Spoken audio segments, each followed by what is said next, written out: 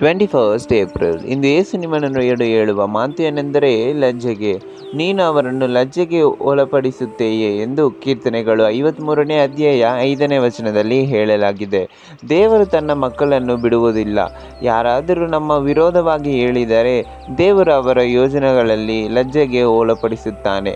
ನಾವು ಏನನ್ನು ಕೇಳದು ಇದ್ದರೂ ದೇವರ ನ್ಯಾಯ ಯಾವತ್ತೂ ಕೆಲಸ ಮಾಡುತ್ತದೆ. ಇಂದು ಯಾವುದು ಕುರಿತು ನೀವು ಚಿಂತಿಸಬೇಡಿ. ನಿಮಗೆ ವಿರೋಧವಾಗಿ ಯಾರಾದರೆ ಏನಾದರೆ ತಪ್ಪಾಗಿ ಮಾತಾಡಿದರೆ ಅದು ದೇವರು ನೋಡ್ಕೊತಾರೆ. ನೀವು ಅವರನ್ನು ಇದು ಮಾಡಬೇಕು ಅದು ಮಾಡಬೇಕು ಅಂತ ಚಿಂತಿಸಬೇಡಿ. ನೀವು ಯೇಸು ಕೈಯಲ್ಲಿ ಪ್ರಾರ್ಥನೆ ಮಾಡಿ ಬಿಟ್ಬಿಡಿ, ಅವರನ್ನು ಲಜ್ಜೆಗೆ ಹಾಕಿಸುತ್ತಾರೆ. ನೀನು ಎದುರಿಸುತ್ತಿರುವ ಪ್ರತಿ ಸಮಸ್ಯೆಯಲ್ಲೂ ದೇವರ ಮೇಲೆ ಭಾರಬೇಡು. ಆತನು ನಿನ್ನನ್ನು ರಕ್ಷಿಸುತ್ತಾನೆ ಮತ್ತು ನಿನ್ನನ್ನು ನ್ಯಾಯವಾಗಿ ಕಾಪಾಡುತ್ತಾನೆ.